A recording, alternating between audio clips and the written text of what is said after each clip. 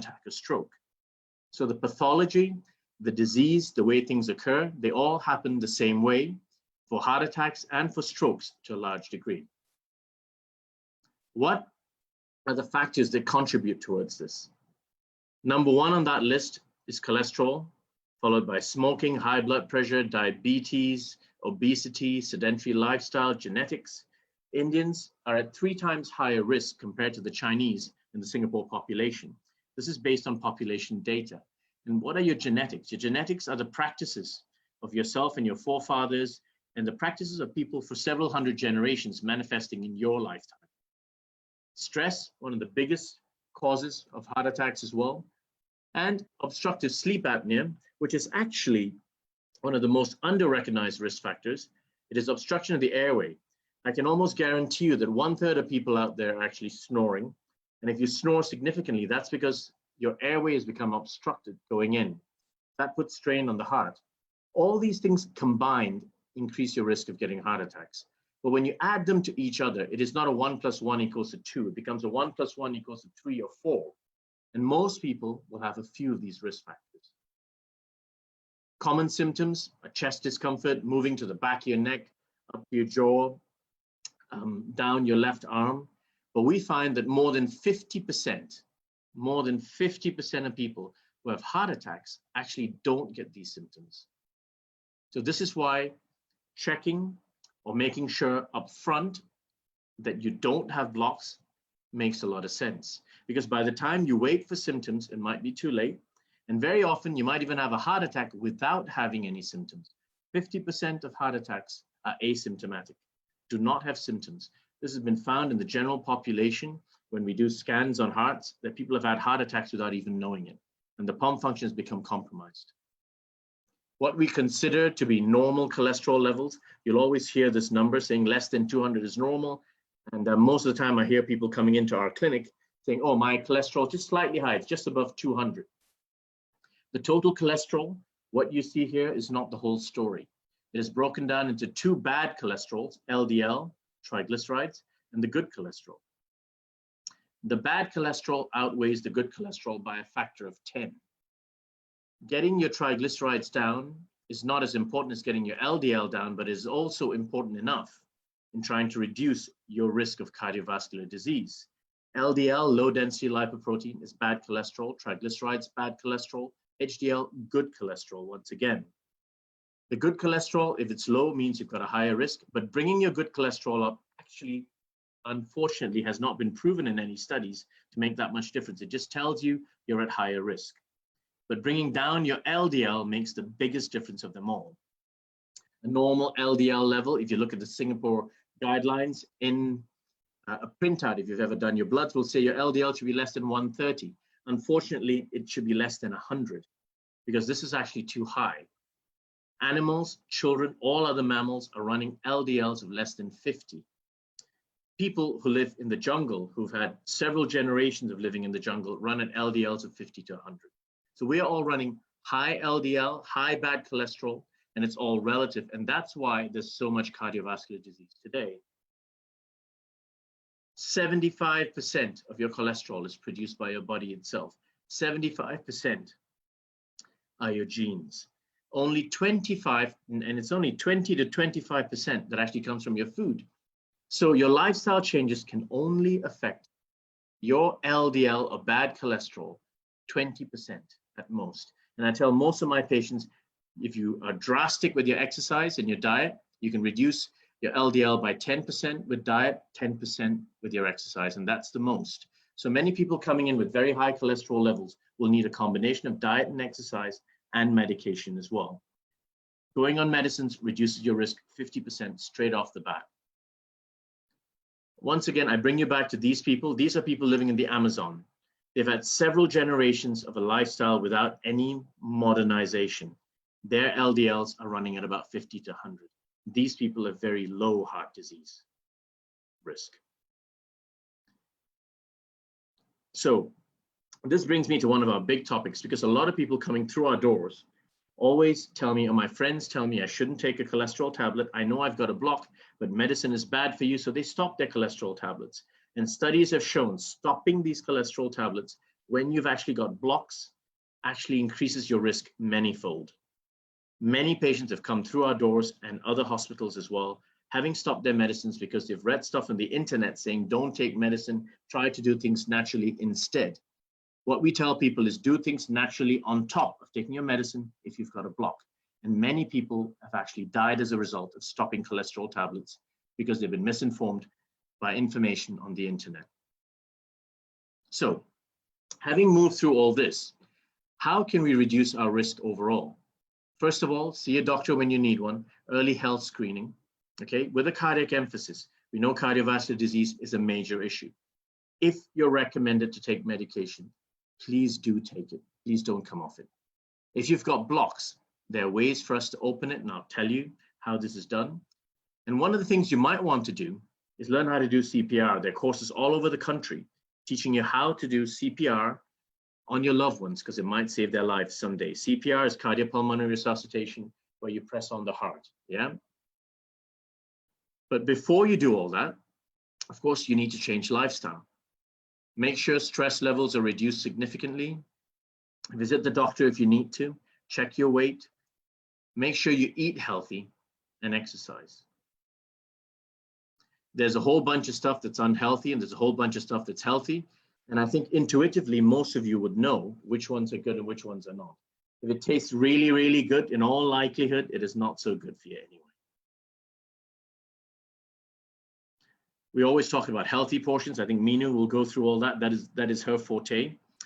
How much vegetables, how much starch, how much protein, and all that kind of stuff. What a healthy plate consists of, because Meenu is going to do that later on. But I would like to draw attention to one thing, which we have been seeing a lot of in recent times. There's a lot of patients going on the keto diet.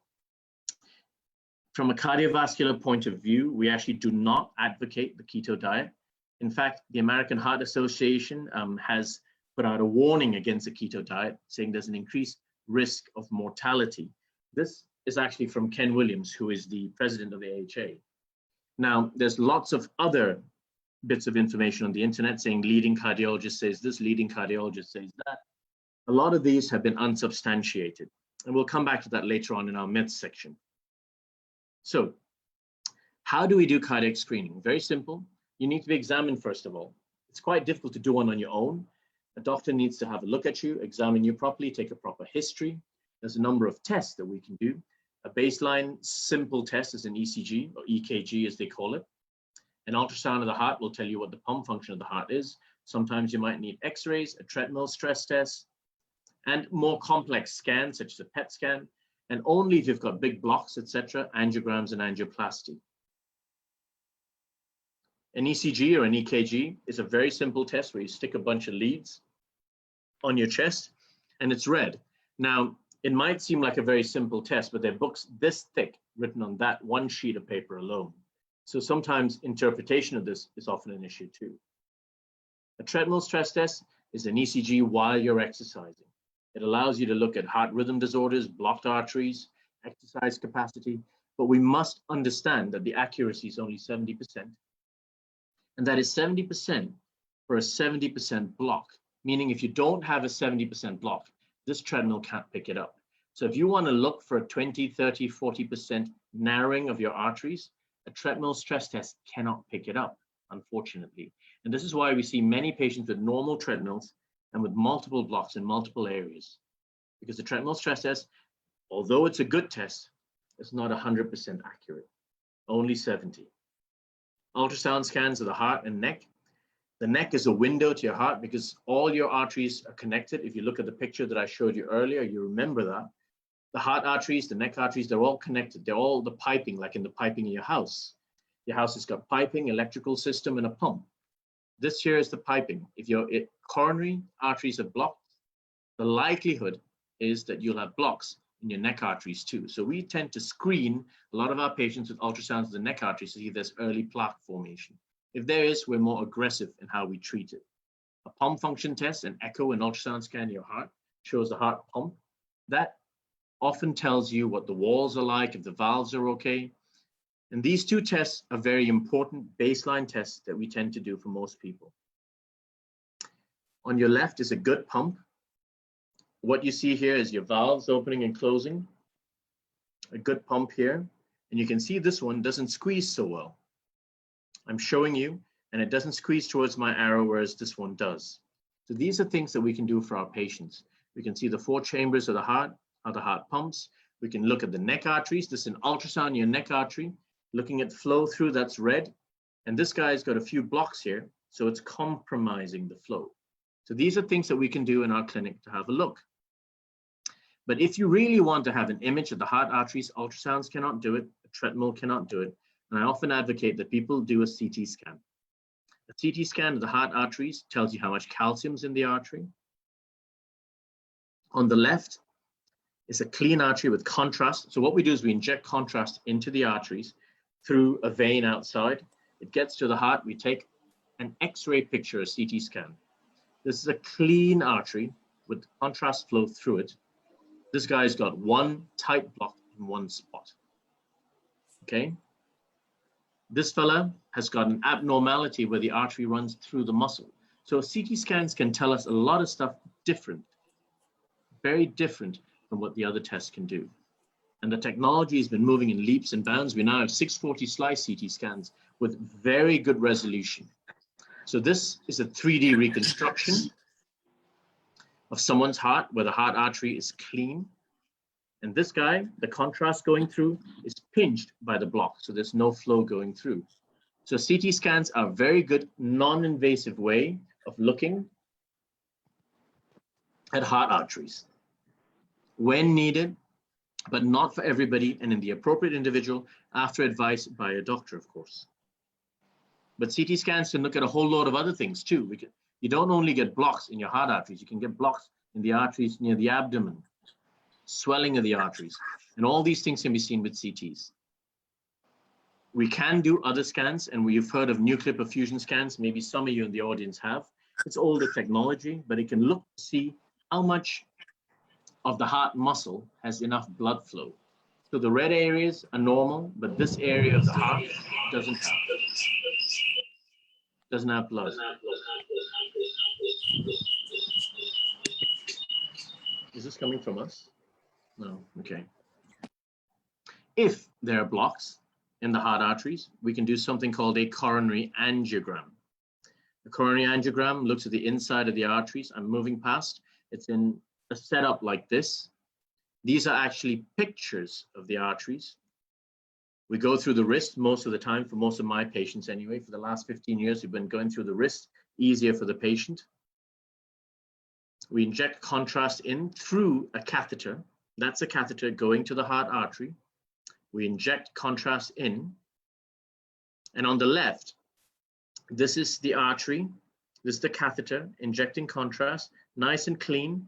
And this guy's got a block. So you can see a pinch in the flow, that black flow going down, and it's pinched.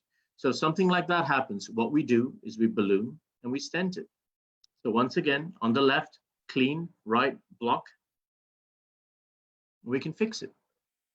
There are several ways of fixing it. One of the oldest traditional ways, which we do less of these days, is bypass surgery, where we take an artery from the top and bypass the block. This is the block, and we bypass it. This is the block here. Once again, we bypass it, okay? It's like an overhead bridge going over, but you don't remove the block in it at all. This is also something that most people believe that they actually scrape out the old block. Nothing like that is done. A scar like this may exist several years later, but the early scars tend to be a bit bigger. But most people don't want open heart surgery. So in the 1970s and early 80s, we developed balloons and stents, where we opened up the arteries, going through the wrist once again, same way as the angiogram, up the wrist, up here, passing a catheter through, putting in small tubes. That's someone's finger for comparison. Tiny, small metal tubes to open things up. And this is what it looks like when we open it up. So we pass it through and we open it up. So this is how a block, this is a catheter. This is wire going down. This is a block. We use a balloon to squeeze it open. And then we use a balloon to deliver it. We remove the balloon and the stent is left behind. So this is what the stent looks like on the inside, okay? I'm going to move forward a little bit, and then after that, we'll move faster into other things. Catheter, contrast going through. This is a big block. We pass a balloon down. You balloon it open, but you need a stent as a scaffold to hold it open. So many patients ask us why you need a stent. If you don't put a stent in 90% of the cases, the block will come back because the artery is expansile, it is elastic, it will recoil. So a stent keeps this artery open. And afterwards, if you want to check, you can do a CT scan several years later. The current technology CT scanners can look inside stents, and we can see a CT scan, once again, is an X-ray, an advanced X-ray. So on your left is a patient with a block, and after putting a stent in, opening up the whole artery. So this is the artery coming out here. This is the artery with a block there. After we put a stent, there's full flow going through. The one on the right is actually a bypass graft coming down, for those of you who might understand this. Many patients out there will have had bypass and stenting or had someone in the family who's done this. But the advantage of the current technology of angiograms and angioplasty is at the end of fixing everything, the only scar you get is that small dot over there. We have a lot of new state-of-the-art technology screening. I mentioned the MIBI scan, but there's newer things such as a PET scan. We'll just mention them briefly. Some of you will have come across it, some wouldn't, but we have a lot of these new things. There's only one PET scanner in the whole of Southeast Asia in Mount Elizabeth Orchard Hospital, but it gives you beautiful pictures like this. This is someone's heart. If you can see my arrow, this is someone's heart on the inside of the chest, lungs here, the chest, and how much of this radioactive tracer goes in. It tells us which parts of the heart muscle are compromised or can work. Many of our patients are worried about X-rays and radiation risk, and I can guarantee you that the risk is minimal, if any. If you look at the bottom here, every year, the yearly background radiation is 300 to 400 chest X-rays, equivalent from food, from around you, from all kinds of stuff. And it's the difference between living in one city with pollution and another city without per year. A coronary angiogram only is that difference between the two cities, 100 chest X-rays, 300 to 400, 100 chest X-rays. A CT scan done with the modern advanced machines is only an additional 100 X-rays. So the amount of radiation is minimal. The risk is minimal as well. And it's better to use the more advanced CT scanners available that are available in some of the hospitals. For patients who have abnormal heart rhythm, we have so much new technology as well. A simple ECG doesn't necessarily do it. We can actually use a device like this and monitor the rhythm, putting ECG electrodes on top over a 24, 48, even up to 2 weeks if needed. This is someone playing sports with such a device that we're using in our clinic. If you've got abnormal blood pressure and the blood pressure has been fluctuating, we can check blood pressure with a device such as this, putting it on the wrist, monitoring it. Not all wrist monitor BP machines are very accurate, but this one is. So with this, we can figure out if the BP is really high and how to titrate medication accordingly. For patients who have sleep apnea, where I mentioned obstruction of the airway causing strain on the heart, we have certain tests that we can do like this overnight. And once we determine that they breathe inadequately or stop breathing a certain number of times, we can actually use devices such as this to treat that. We also have a lot of state-of-the-art technology with medication. We had mentioned statins, cholesterol tablets that you can swallow to reduce your cholesterol, but we now have other medications as well. We have injectable medications that can be given every 2 weeks. Many patients don't like doing this because they find that injecting themselves is not the right way, or rather they're rather averse to it. But for many patients who can't tolerate the cholesterol tablets or don't want to take the so-called statins, there's a way to inject. It is very simple. I've tried it myself. It's like an ant bite at the most. And it's done twice a month, every 2 weeks. Many patients are worried about memory loss among other things. And that was actually a slide here showing there's actually been a study showing there's no increased memory loss for patients when you bring your cholesterol down. So bringing it down nice and low is our objective, down to where our ancestors were, where other mammals are, where children have their LDLs, where the people who live in the Amazon have their LDLs as well. So how low is low? Getting your LDL below 50 is not too low. And many patients that we start medications on are worried about the LDL being low because they hear from a lot of their friends that a very low LDL is bad for you. So I'm here to tell you that that is not true. High is bad. Average is not good. And average is what most of us are running at. Lower is better. Even lower is even better, and the lowest is best. And this has been borne out with a number of studies. These are a multitude of studies showing that when you get your cholesterol down, your risk of heart disease is significantly low. This quick table, and I don't expect you to read it, it's just telling you that the current guidelines, the European guidelines, classify people into very high risk, moderate risk, and low risk. And if I just put you just into the high risk category alone, anyone with diabetes more than 10 years, anyone with high cholesterol goes straight into the high risk. And high means just relatively high compared to the population. And the guidelines have changed significantly.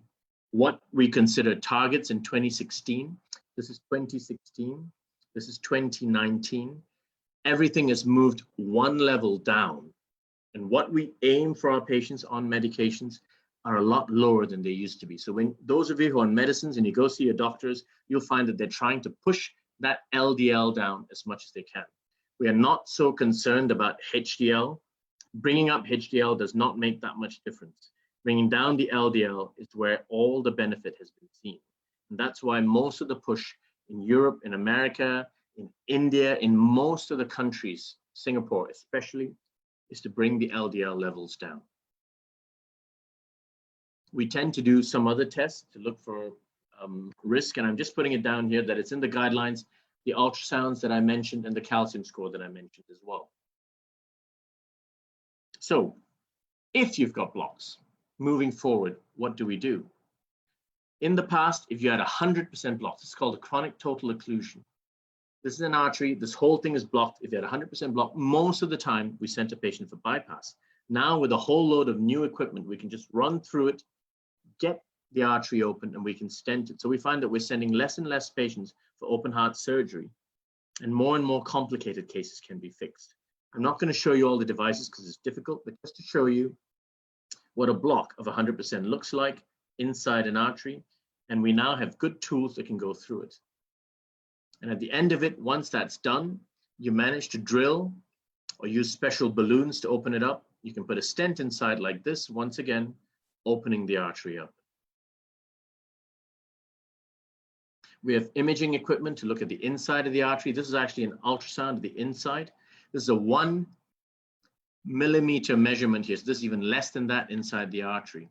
And I'm just going to forward to this. So this is what a CT scan picture looks like.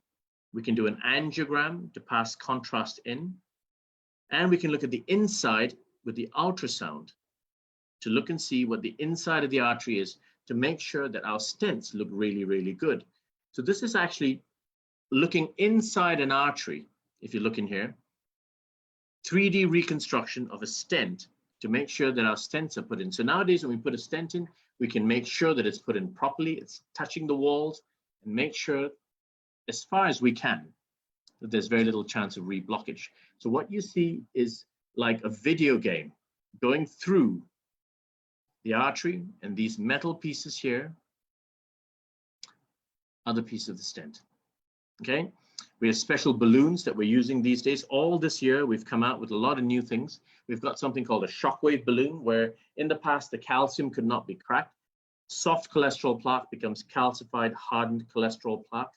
That calcium, we can now crack it with special shockwave balloons. This is lithotripsy, a shockwave, the same way you break up gallstones inside the arteries. We have special robotic devices to accurately place. We've been doing the first few robotic cases in Mount Elizabeth Hospital, Novena Hospital, where I am. That's me, by the way. I know you can't recognize me, but we've been doing quite a few robotic cases where we pass the thing in using a special robot sitting away from the patient. This is what the robotic device looks like. And this is our team. So that's me and our team. And we've been doing quite a few cases in Mount Elizabeth Novena Hospital. Special robot assisted to improve precise implantation of the devices. And that's us doing a case. That's me doing a case there. Using the robot to pass things down. It isn't really a robot doing anything. It is a robotic arm.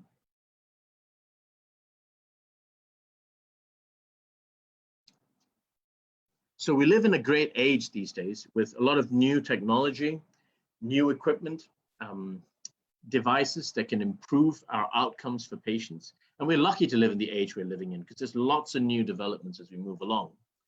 But at the same time, the internet has changed the way we look at things as well. So on the internet, there's unfortunately a lot of false information as well.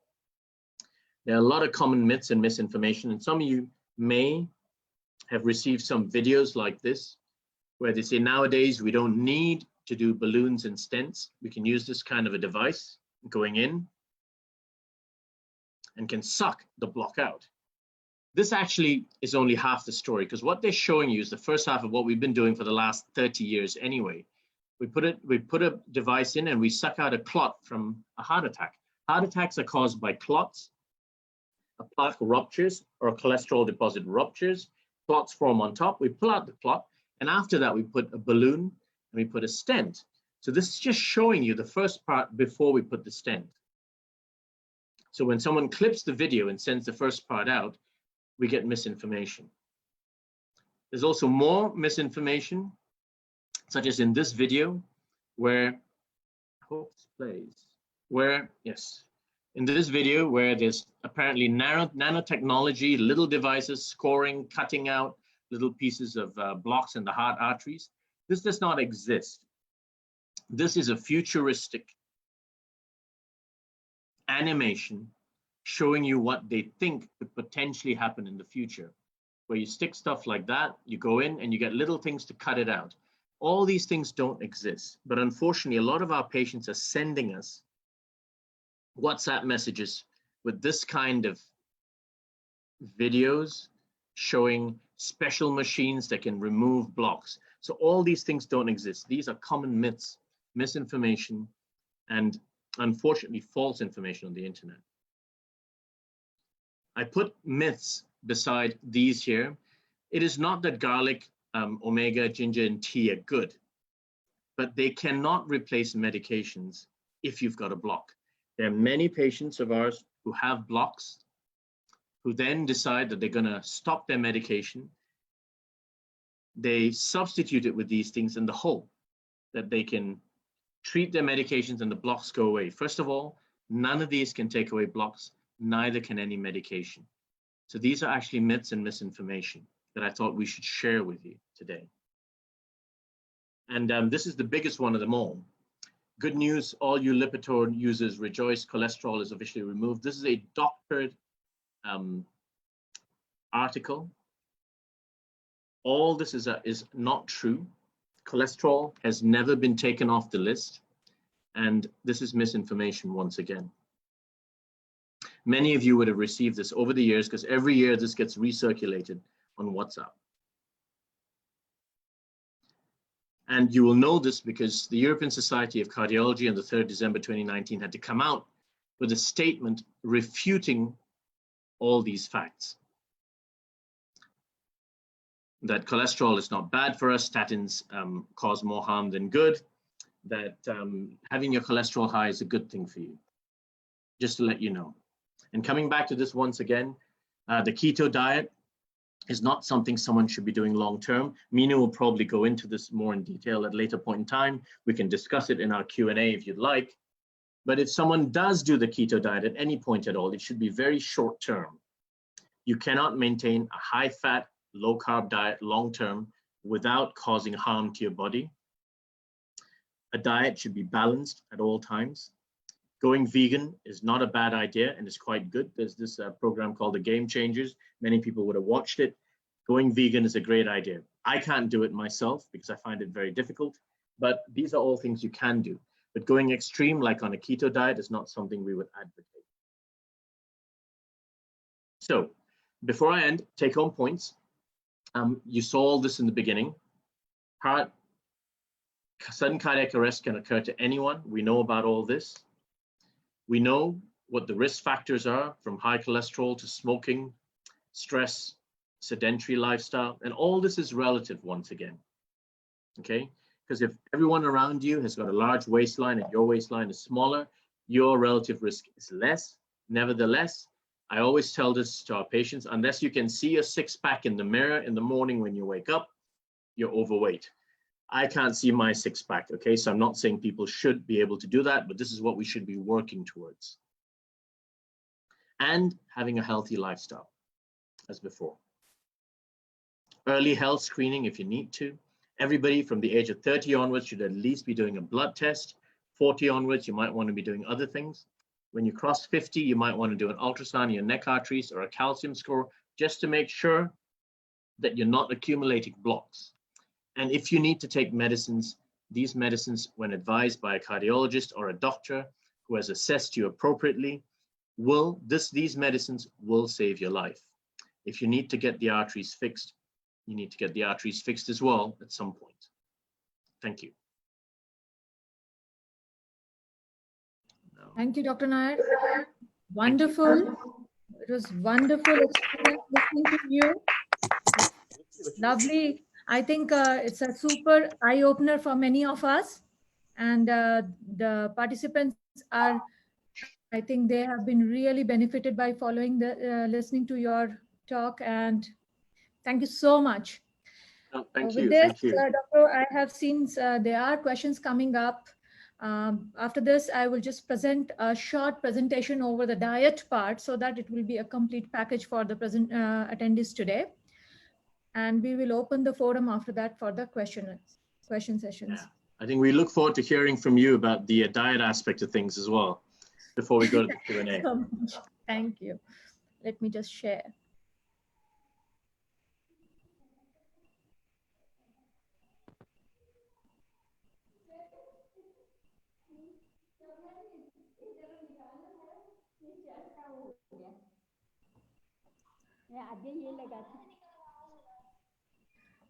Request all the attendees to please keep yourself on mute.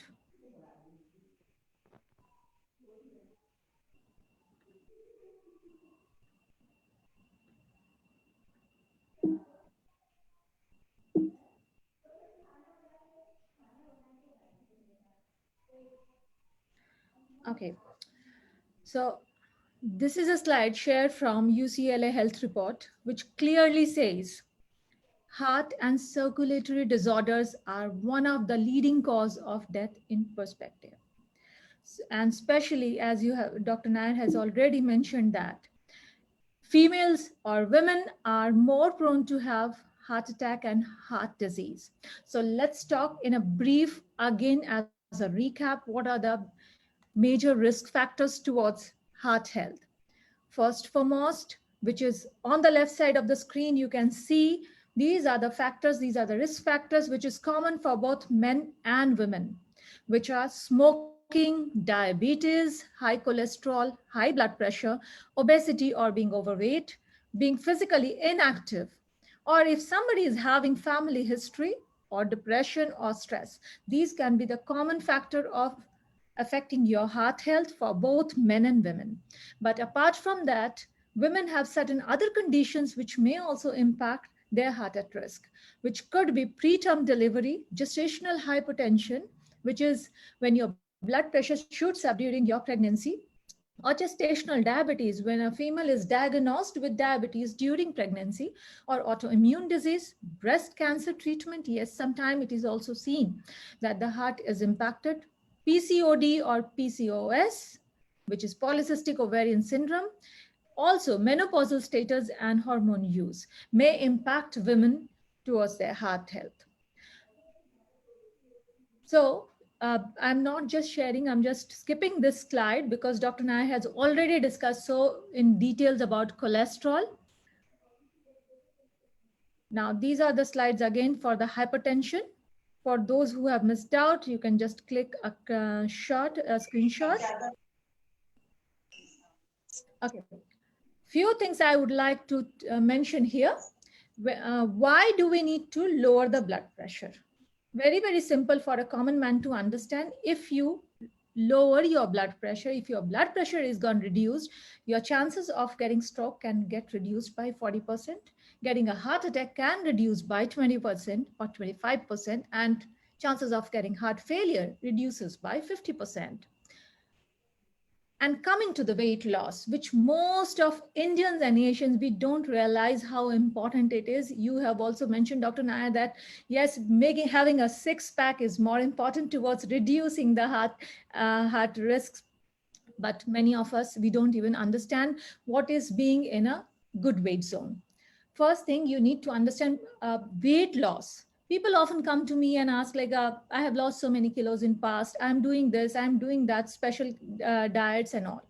But they forget this one very important principle, that weight loss is not temporary. Weight loss or weight control is a lifetime project. You certainly cannot opt certain special diet to lose weight for some small period or tenure of life, and then again you will lose doing whatever you're doing, and you gain back again all the weight you lost, and sometimes even more on top. So ensure that you lose weight and try to maintain that weight loss to enjoy a healthy life. Short-term rapid weight loss diets usually fail in the long run. This is one of the classic example of keto diet. People often come that I have lost so many kilos in such a short span, and then after some period of time, I slowly and gradually gain back all the weight which I have lost, and on top I have added on more kilos, and I have tried doing this 2-3 times. So this is something I agree totally, Dr. Nair, that what you have suggested here, keto diet is not recommended.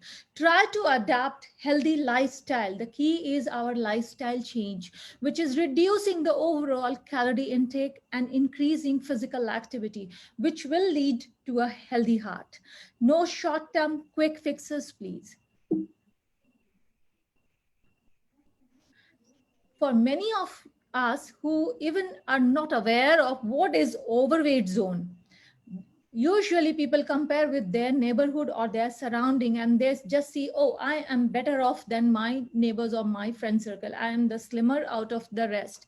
But that parameter may also be wrong. We must compare with the right statistics, right parameters of comparison. For Asians especially, being 23 or more is considered as overweight, not 25. So this is again a common myth which most of the people carry in their mind, seeing on internet that BMI of 25 is categorized as normal, or 24.5 is normal. That's normal weight for Caucasians, but not for Asian origin, which includes Indians too. And anything more than 23 is overweight, but the moment your BMI touches 25, it is called pre-obese. So we must check our BMIs to know where we are heading towards weight. What is a simple formula of BMI for most who don't know is a simple measurement of your weight in kilograms divided by your height in meters square. And you will get to know what BMI range you belong to. Now, going back to the slide again, here on the blue side, on the right side, being different weight zone, being different BMI zone, what are the risk factors is also clearly shown. So I am sure from today onward, those who have attended this will try to check their BMI and try to achieve the healthy BMI zone. Now, coming back to the risk factor number 4, which is smoking. Now, smoking causes plaque to form in blood vessels. It also reduces your good cholesterol, which is HDL. And also we know now that it increases blood pressure, it increases heart arrhythmias. Now, the worst is smokers who have a heart attack are most likely to die, and die suddenly within a very short span of time. So it becomes difficult to survive. once you get a heart attack and you are a chain smoker. Now, coming back to this, smokers, especially those who are women, are even at a much higher risk of developing cardiovascular disease. The good news for the smokers is the risk decreases if you quit at least one third of the number of cigarettes you smoke, say within a span of 2 years, 3 years. And it can be almost close to a non-smoker within 14, 15 years span. So try to quit as many sticks you can.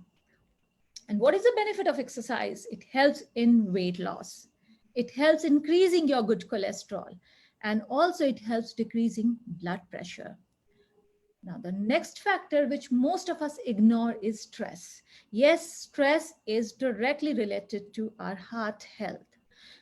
Having said this, it is I also understand, and everybody understand, we cannot run away from stress, but we certainly try certain steps, certain exercises, certain techniques to get rid or minimize our stress level. Do deep breathing, do yoga, do meditation, do the form of exercise which helps you to feel less stressed, which helps you to get release of your anxiety. I have even seen good results with some of the patients who have adapted to musical therapy or dance as their stress busters. So choose the way, whichever activity makes you feel good and makes you less stressed. My recommendation is also limit your saturated fats and trans fats to build up a healthy heart. Eat more of omega-3 fatty acid rich foods like salmon, tuna, mackerel, or sardines. These are the healthy fish to have for fish eaters. 1 to 2 days a week is good enough. Enjoy your nuts and seeds, but in moderation. Now, moderation means 1 to 2 tablespoons of a mix of nuts and seeds. These nuts could be walnuts, almond, flax seeds, sesame seeds, and so on. Keep the total amount of fat that you eat within 25 to 35% of your calorie intake. Now, this calorie intake is the calorie intake which ideally your body needs with respect to your height and age and your activity level. It's not what if you are overweight and you are consuming more calories. Do not calculate that 35% or 25% of that calorie requirement should go from fat. No, it actually means the right weight status which corresponds to a healthy BMI if you are maintaining, and the amount of calories needed to maintain that weight. Of that total calorie, your fat percentage should be 25 to 35% maximum. And this includes both visible and invisible fat. Now, visible fats are the sources of fatty acids, which is used in our food like oil, butter, ghee for cooking and on topping up of our food. And invisibles are the nuts, seeds, avocado, or food like that. Limit the amount of cholesterol that you eat. As well said, total cholesterol should be less than 200, less the better. Even lesser, even better. Plan to eat more plant-based diets. Yes, especially for those who are meat lovers or non-vegetarians. For them, please include with 1 serving of your meat, 2 servings of vegetables minimum in each of your plates so that your intake of vegetables will grow high. Ensure that you provide for at least 5 servings of vegetables and fruits in a daily basis. Now, what is 5 serving? 1 serving size is like a size of a tennis ball. So 5 servings is a combination of say 2 to 3 servings of vegetables in a day and 2 to 3 fruits in a day. Ensure that we are having more different colorful fruits and vegetable in our daily diet. Why? Because every color denotes different sets of minerals, vitamins, and antioxidants. Also, one more pointer here to indicate, try to cook your vegetables till they are just cooked, not overcooked. Why? Because overcooking lead to nutrient losses in the food. We may think that we are eating healthy, but since it is overcooked, maybe all the nutrients been lost. So your body is not getting the adequate nutrients from the food which they are supposed to. Talk to your dietitian or doctor or your healthcare provider about what a healthy weight is for you if you are still confused. Ensure you set small, reachable, doable goals for weight loss. So, to maintain your healthy weight, set a plan to go about at least half an hour to 1 hour of daily exercise. If not, try to attend 5 to 6 days in a week for sure. Food groups which I will recommend is from the food grains, rice, wheat, and millets, quinoa, whole grains, whole grain breads, cereals, could be whole grain pasta. So, or brown rice or low fat crackers, these are all apart. So, try to have more of whole grains and avoid the processed grains. Grains are not bad. Remember, our body also needs healthy carbohydrates, and grains are excellent source of healthy carbohydrates for us to have. Apart from that, after grains, I would like to focus on vegetables. I have already said try to add plenty of different colorful frozen vegetables in your diet, whether they are fresh or frozen. Please ensure that you are having adequate amount in your daily diet. There is a myth among people that frozen vegetables are not good for health, but I must tell you this is incorrect in terms of vegetables. These vegetables, these frozen vegetables, are only packaged when and harvested when they are in peak of their health, and they have been packaged nicely, and then this cold chain is maintained for them to keep fresh, and the nutrient value is also kept intact. So these are equally good and sometimes even better than the fresh vegetables which we get in our cold storages, where the vegetable is already older than a month or 20 days. These are much better than those fruits or vegetables. So frozen vegetables, please go ahead along with. These are healthy, absolutely. If you are using canned fruits or canned vegetables, ensure you wash and drain the liquid in which it is stored, and wash it nicely and then use it. Milk, skimmed or low fat, is advisable. If possible, 1% is also okay. Otherwise, in some parts of India, skimmed milk is not easily available. You can also choose double toned milk. In Singapore, we get skimmed milk, low fat milk. Choose the lowest variety which is acceptable to you. Try to have low fat yogurt or curd, have low fat cottage cheese. Again, the market available paneer or cottage cheese is very high in fat. So my recommendation would be try to make cottage cheese which is easily made at home, which can be made from a low fat milk. Try to choose lean meat and chicken, have skinless poultry. I would again request the listeners to please keep yourself on mute. Thank you. And nuts and seeds are also good. Protein sources like tofu, beans, dairy, egg are excellent. Those who are dealing with cholesterol issues, ensure that you are having egg whites. And if it is at all a whole egg, it should be suggested by your dietitian. Fats and oils, you should try to have monounsaturated fatty acids like olive oil or sesame oil. But these are the oils which one should not be used for high heat cooking.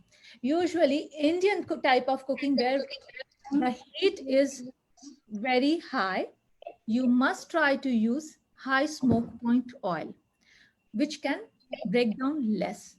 Why? Because these unsaturated fatty acids, once we heat, they break down, and these are not heart healthy anymore. In fact, they can cause heart risk. So try to avoid any unsaturated fatty acids or oils for your cooking medium. Have high smoke point oil like rice bran oil, groundnut oil, mustard oil. These are excellent for high heat cooking.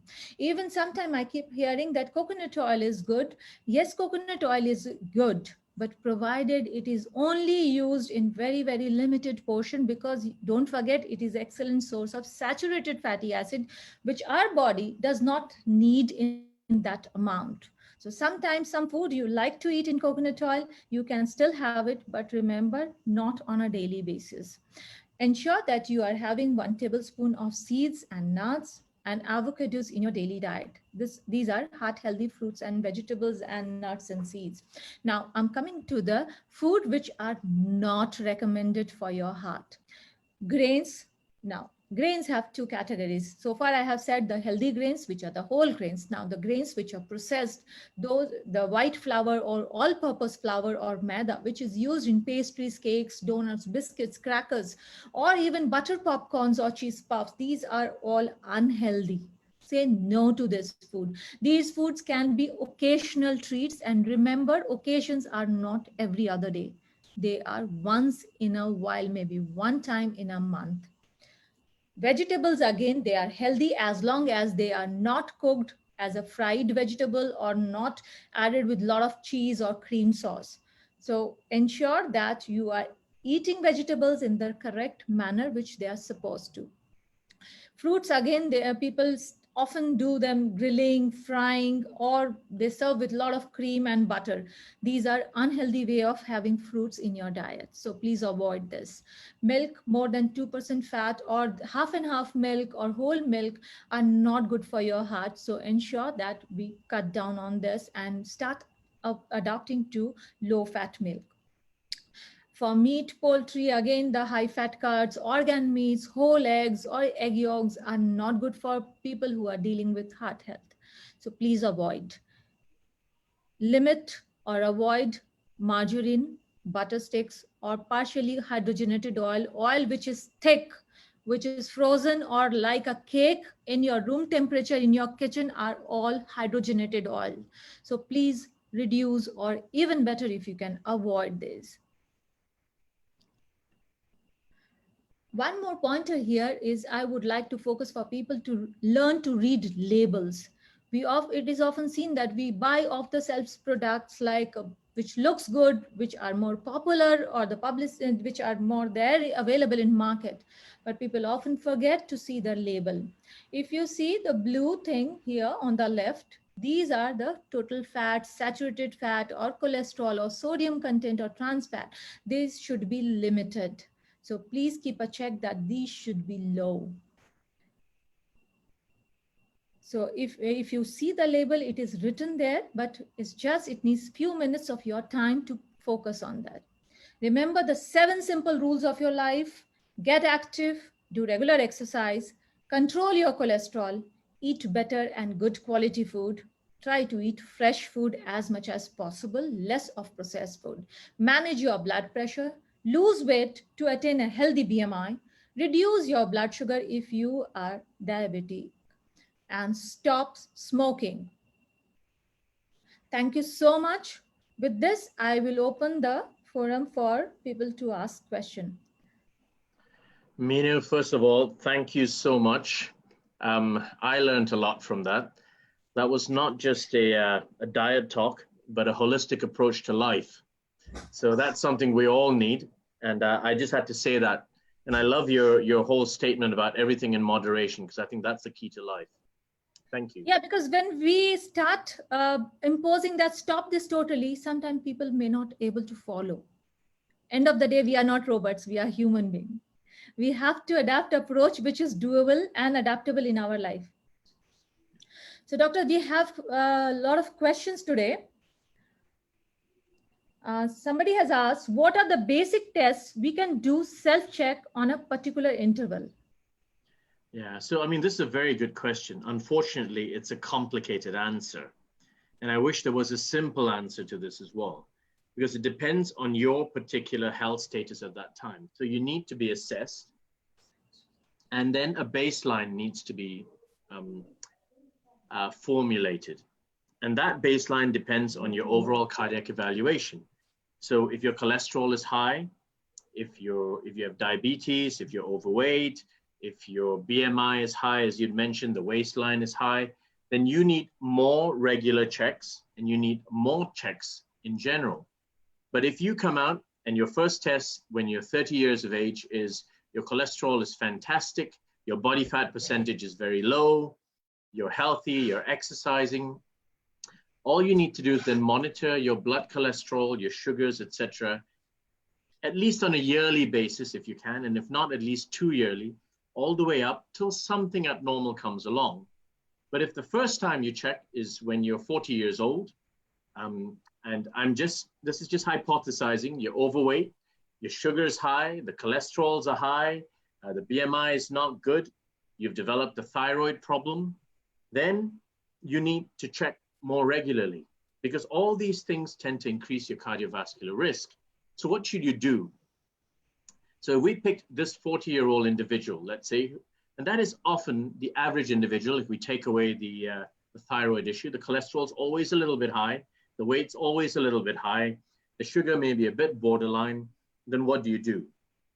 The first thing I would do is check the individual breakdown of the cholesterol, the LDL, triglycerides, and the HDL. If the HDL is a bit on the low side, then your risk is slightly higher. You need to do more checks. If your cholesterol is particularly high, and most of us who are Indian will have a bad cholesterol. Only 1 out of 10 patients who walk through our door who is of Indian origin, unfortunately, has a good cholesterol level. And it seems to be a genetic predisposition, unfortunately, as well. So then what do you need to do? The simple test that I'd mentioned earlier, a simple ultrasound of the neck artery would tell you whether there's early cholesterol plaque buildup. If you have that, you can map it out on a yearly basis. And that is in the ESC guidelines that I put up earlier, that you can do something like that. There's no radiation, ultrasound, simple one at this area. You can just map it out. And if your numbers come down, you can leave it alone. If the plaque keeps growing year on year, you need to go on tablets. So I would recommend a once-a-year check for everybody if you can. If you've got more issues, 6 monthly. If you're already on medication and you need to monitor your liver function tests, your sugars, I would say about 6 monthly is what we need to do. What is your basic test? Blood tests, an ECG, a quick ultrasound of the neck arteries at the very least. I would consider doing a treadmill stress test if you've reached a certain age, above 35, 40 years of age, and that would be your baseline once again. If everything is normal, depending upon what you find, you can then hold it off for either a year or 2 years thereafter. If things are abnormal, then you need to check it more regularly, and your doctor would be able to advise you on that. I hope that was a big, long answer. My apologies. No, that's okay. That's perfectly fine. This is enlightening. There's another question. Can we re-stent same area which was being stented earlier? And if yes, when do we need to re-stent? And after how many years if one is on statins in meantime? Okay, so basically once a stent is put in, it depends on where the stent was put, how well it was put in, unfortunately, what type of stent was put in to start with as well. If everything is perfect and it's been put perfectly, very well, using some of the technology that we mentioned, the chance of a reblockage over your lifetime is less than 10%. If it was not put optimally, it can be up to 30% chance of reblockage of that stented area that we put in. The longer the stented area, the higher the chance that something will happen somewhere along the way. If you've got a long road, the chances of an accident occurring along that road are going to be higher as opposed to a small, short road as well. Okay, so these are the analogies I'm trying to put in. And if there is a block, and if the blockage is more than 50% narrowed within the stent, that is when we would put another stent inside to open it up. But you don't always have to stent it. Nowadays, we have special balloons that can cut the reblockage within the stent, use medicated balloons to push that against the side, and it's as if that one layer of stent functions the same way it was before. Now, all these are practical considerations and technical considerations, if you will. So I often try not to put a stent within an old stent. I try to balloon it, use the technologies we have. Sometimes what I mentioned earlier was something called a shock wave, where you use certain things to crack the calcium, plaster it against the wall and against the stent, so we don't need to put a second layer inside. But when we do need to, we can put a second layer inside. And in fact, the most I've seen is a patient where he's had the same area stented 4 times. Okay, so it can be done over and over again, but we try to reduce the number of layers of metal if we can. Now, I know there was another question about how many stents can a body have. Very often, many patients come back and have stents put in, and they may have numbers up to 6, 7, 8. Anyone want to try and guess what the world record is? Meenu, you want to guess? No idea. No, I'll tell you, it's 64. Wow. So there's a guy in India, and I hope none of you know him, who's walking around with 64 stents. It was published in one of the papers a few years ago. And he refused bypass surgery, so they just stent it each time. Now, if you go back to bypass surgery does not mean that you're forever fixed. Many patients with bypass surgery, you come back, we actually have to stent the original arteries because the bypass grafts go down. Up to 50% of bypass grafts can go down at 10 years as well. So stents can be redone, no issues. Bypasses that go down can be stented subsequently with no issues as well.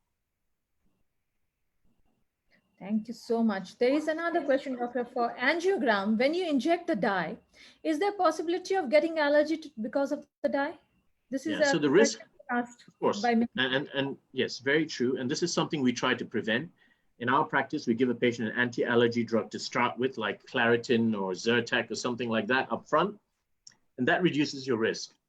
But even if you didn't give anyone any medication like that up front, the risk of an allergy is less than 1%. If you're known to have a contrast allergy and you need to do a procedure, such as an angioplasty, we often give patients anti-allergy drugs that are a little bit stronger than that up front, including prednisolone, and we can often carry on with the procedure. There's also several types of contrast drug that you inject inside. There are, for patients who may have a potential for more allergies, there's actually one with a lower iodine content that we can give as well. Okay. So there is another question, Doctor. What are the known side effects or risk of coronary bypass post-operation? Well, side effect, okay, I guess what were the known effects of bypass, is that right? Yeah. Bypass is open heart surgery, where you take a vein from the leg or an artery from inside and you bypass, so you've got a block here, and you bypass it, pop it across. It's like an overhead bridge. The recovery period is long, and it's true, so we try our best not to send patients for bypass unless we absolutely have to. We often discuss the pros and cons, and then the decision's left to the patient, of course. Healing and recovery can take 5 days minimum in hospital, 2 weeks before the stitches are out, 1 month before the sternotomy or the opening heals sufficiently, and often it takes up to 3 to 6 months. People can have wound healing, infection issues, etc. And so these are all bigger things. So very often patients tend to opt for stenting instead, because with a stenting procedure, most of the time, 99% of the time, you go home the next day. The wound site where we go in through the arm heals within 48 hours. But once again, there's more contrast given during angiogram and angioplasty. So allergic risk to the kidney, these are all small things. But if you quantify the risks for an angiogram, they're less than 1 in 1,000. For an angioplasty, less than 1 in 100. For bypass surgery, in the best hands with the good surgeons, 2 to 3%. That means 97 to 99% of people are fine after their procedures. Thank you. There is a question today for nutrition. Is eating rice advisable for diabetes? Okay, the answer is yes. Those who are diabetic, they can also easily eat their rice, provided you are eating brown rice or parboiled rice. Try to eat rice during your daytime. Avoid eating rice during night. And those who are into rice, try to understand the concept. Rice is not a wrong food. In fact, it is one of the lightest grain known. It's only about the portion. We need to understand that rice in a limited portion, have small portion. If you see in Southeast Asia, people eat rice in small bowls. And India, especially Indians, we eat rice in a plate. And that to 3/4 of the plate covers rice. So that is wrong. Try to have rice in small portion. Your plate size should contain, if you divide your plate into half, In fact, 4 quarters, 1 quarter, or even lesser than that should be your rice. I'm talking about 9-inch plate.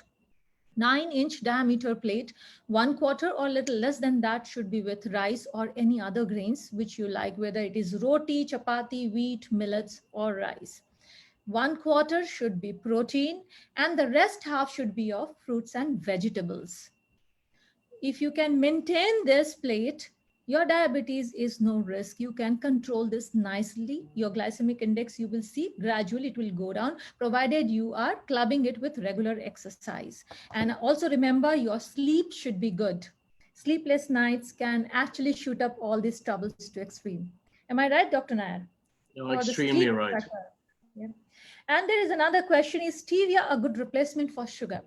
Stevia, there is yet no long-term research studies have been done. In fact, there is no long-term impact of stevia is known in bigger amount. But yes, short-term studies says it is fine if it is taken in a limited amount. Like if you want to add stevia in your tea or coffee, like a cup or two in a day, it's fine. But try to avoid in major portions because we don't know what the after effects going to be. So there is one more question, Doctor. Mr. Tarun Malik has asked, he is 63 and he has always had a nice HDL LDL balance. And at the age of 61, the CT scan has shown no signs of artery disease and zero calcium score.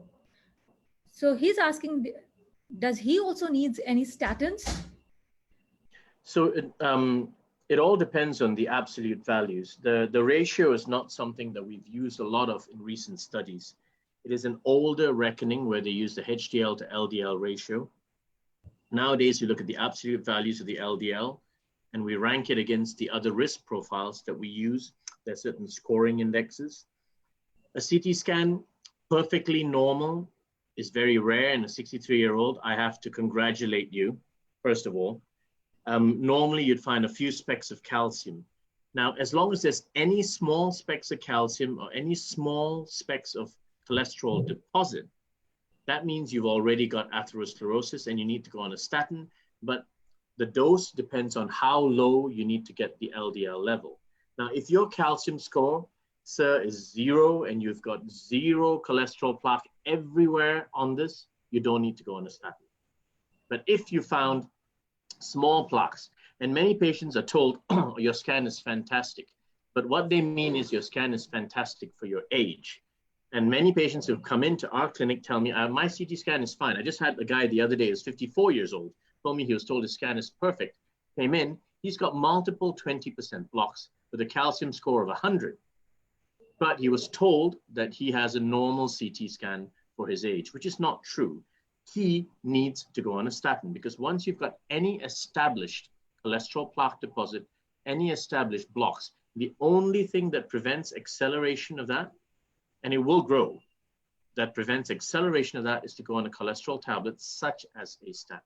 Now, if you've got pristine, beautiful, clean arteries, then nothing needs to be done. I saw an 80-year-old Indian man walk into my clinic 6 months ago with 0 blocks, 0 calcium, 0 plaque. They are like 1 in 1,000. Very rare. But his LDL baseline was about 50 something. And he's genetically blessed. Now, on the other hand, I saw another guy who's 60 years old, similar sort of profile, everything okay, but he's got diabetes. Once you have diabetes, you are considered to have a heart disease equivalent, and the target for your LDL is a lot lower. Diabetics need to have LDLs well below 100 at all times, and if it's above that, you go on tablets. If there's any established atherosclerosis or blocks in any arteries, and that includes ultrasound of the neck, that's something I tend to advocate. Do a quick ultrasound of the neck if your CT is clean. If this is clean too, don't worry about it. If you've got some blocks here, then you need to go on a tablet. So for the gentleman who asked the question earlier, if you've done an ultrasound of your neck and that is pristine and clean as well, then you don't need to go on a statin just yet. Thank you. I think many of them got their answer. Another question was, what was the effect of third-party smoke on individual when we are often exposed to smoke and cigarette smokers? Okay. Third-party smoke is almost as bad as first-hand smoke as well. So as long as you're inhaling it, it's bad. I get the same argument from cigar smokers who tell me that they don't inhale and they puff it all out. But as soon as they breathe it out or puff it all out, they breathe it back in again during the next inhalation. And that is similar as well. So you inhale it. So it's almost as bad. But if you were to rank it, direct smoking better, okay, much worse, sorry, than your third-party smoking. But third-party smoking is very bad. And I'd say if you wanted me to quantify it, 70% is bad. Great. So now we know it's not only the smokers, those who are around smokers are equally at risk. Yeah, The who live passive with them. smoking is given. Yes. Okay. Okay, one more question. What is the correlation between heart disease and regular palpitation or arrhythmia? Okay, so there's lots of different kinds of heart disease. Blockages, the most common one, coronary artery disease, plaque formation, causing lack of blood flow to the heart muscle. And as I mentioned earlier, it's like your house. Your house has got pumps, it's got pipes, and it's got an electrical system. The palpitations are a result of an abnormality or a short circuit in the electrical system. The electrical wiring in the heart can become abnormal because you're either born with an abnormality or over time an abnormality is developed. The wires get frayed over time with age, or the blocks in the arteries have caused problems to the heart muscle and the muscles surrounding the electrical wiring and has messed up the insulation and caused the palpitations. So they can be related, the blocks and the palpitations, and sometimes they're separate as well. Unfortunately, this needs a cardiologist to have a look at it. They need to look at your ECG, they need to look at your rhythm, they need to look at the overall cardiovascular picture, the pump function of the heart, because that can affect this as well, and look for blocks. The first thing we always look for is pump function of the heart and blocks after the ECG. And then you start looking. There are some people, young girls, more than younger boys in their 20s, who have abnormal circuits within the heart. It's like there's a short circuit they were born with, and at some point a switch goes on. So if you get this abnormal pathway giving electricity for younger people like this, sometimes you can go through a procedure where you just burn the extra nerve off. But if it's due to blocks in the heart arteries and extra beats, then you fix the block first. If it's due to a pump function problem, you take medications to improve the pump function. So it all depends. So there's full correlation between all these aspects, and it requires a full evaluation. Okay, last two more questions for you, doctor. One is, what are the side effects of taking daily cholesterol lowering medication over a very long period, and what can be done to lower the side effects? So all medications have potential side effects. It doesn't mean that there is going to be a side effect. In fact, all supplements can have potential side effects. And once again, it doesn't mean that you will definitely have a side effect. And I'd like to make that point very clear, because many patients come into our clinic because they've discussed this with friends and read on the internet that they are definitely going to get a side effect from the tablet. You don't definitely get a side effect from a tablet. You may, and that's why they're by percentages. The risk of something significant happening from a cholesterol tablet is less than 1 in 10,000. Serious kidney issues, serious liver issues, less than 1 in 10,000. Less than 1 in 1,000 of a moderate liver abnormality. Less than 1 in 100 of a very mild liver abnormality. That means 99% of people will not get a side effect from that medication. And that is very important. So sorry. Sorry, you're saying something? No. It's just continue, please. Yeah. So 99% of people don't get side effects, but that 1% who do may get things such as liver enzymes going up, muscle enzymes getting abnormal, kidney issue becoming affected, and that's very rare. Developing diabetes. Okay. So this is once again less than 1 in 100. So that's why we monitor the blood test at 2 months, 6 months, and then 6 monthly thereafter. And if all your bloods look okay and you feel okay on it, then chances are you're not getting any side effects. However, the most common side effect, which occurs in 1 in 10 individuals, is muscle ache. Muscle ache because statins reduce something called CoQ10 in your body, among other things. So it can increase or accentuate muscle aches. So in patients who take statins, 1 out of 10 get muscle aches. If they do get muscle aches, one of the main ways to do it is to replace the coenzyme Q10. CoQ10 is a naturally occurring substance in the body. Statins work through a pathway that reduces coenzyme Q10. If you replace it, then the muscle aches tend to reduce. It's just a matter of what dose you take. Indians tend to have low vitamin D generally. And if you check that your vitamin D levels are low and you replace vitamin D to bring it up to a level above 30 or 40 or into the healthy range, then those muscle aches reduce as well. So these are ways to reduce the muscle ache. CoQ10, replacing vitamin D. The other stuff, such as liver enzymes going off, a liver supplement, there's a lot of things. I mean, many people come in taking things such as Liv 32 or 52. I don't know which one the name is. And in Singapore, we have things such as Essential, Heptral. These things can bring down the liver enzyme abnormalities as well, back to normal, and then you're okay. So these are ways to manage it. Muscle aches tend to occur when you exercise. So as you get more fit and the exercise makes you less sore, you tend to get less muscle aches as well. So does that mean a person, suppose he or she is taking statins or cholesterol medications over 10 years or 14 years, and if that person suddenly stops having the cholesterol medication, will that person be on high risk? Or what do you say? So you go back to the risk that you were at before. So before you were started on the cholesterol tablet, someone would have calculated your risk, and let's say that risk was 10%, and you took the tablet and you dropped your risk to about 2%. If you stopped that cholesterol tablet, you would go back to that 10%, but it's 10 years later, right? So your 10% risk may be 20% because you've increased that risk with age as well. So all you do is you go back to your baseline when you stop the medicine. So if your risk was very high of a heart attack, of course it'll go up. Now, if that patient's got a block, that is a different thing altogether. Because if your risk is just from cholesterol being high and minor plaques, but if you've got 70, 80, 90% blocks, and even if they've been stented and you put a stent in already, your risk is already very high of a reblockage within that if you stop that medicine. That's when you get a high risk of getting reblockages and heart attacks. So that's clear. And what will be your typical advice for anybody with a heart disease or with high cholesterol? Well, if you've got high cholesterol alone, diet and exercise is always the first thing.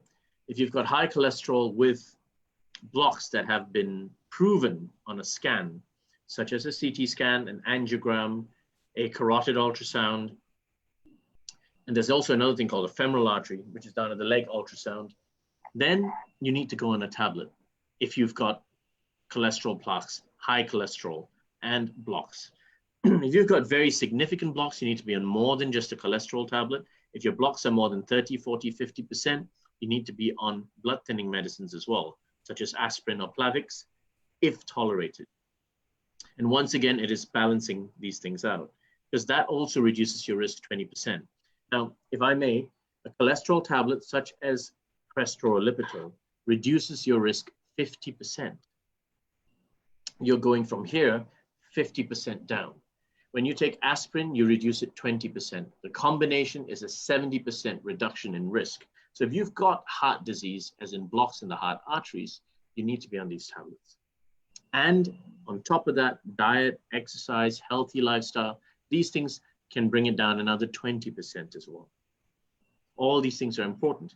But heart disease is not just blocks in the heart artery. Some people have got abnormal heart rhythms, as I said. Some people are born with heart muscle abnormalities. Some people have valves that are faulty or defective.